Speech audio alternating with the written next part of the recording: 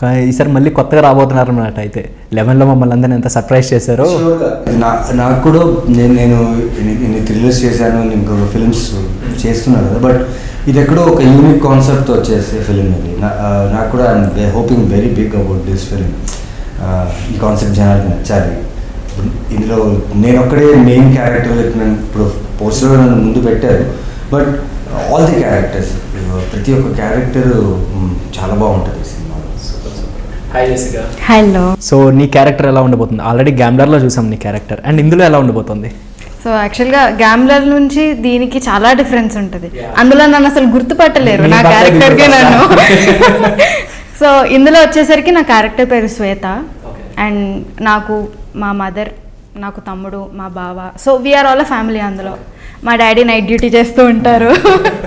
So అలా we'll all live happy మొత్తం నేబర్స్తో sir చెప్పినట్టు మంచిగా ఉంటాము. అలాంటి టైంలో ఒక సిచ్యువేషన్ వచ్చినప్పుడు మేము యాక్టింగ్ చేసేటప్పుడు కూడా, ఈవెన్ దో వాళ్ళు లీడ్ చేస్తున్నప్పుడు ఆ షార్ట్ యాక్చువల్లీ లేదు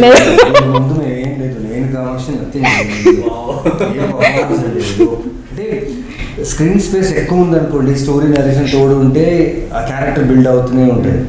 ఉన్న స్క్రీన్ స్పేస్లో వీళ్ళు చేసిన పర్ఫార్మెన్స్ లేదు, సూపర్. Please sorry.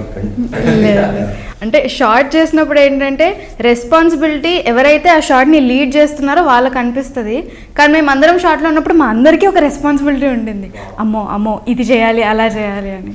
సూపర్.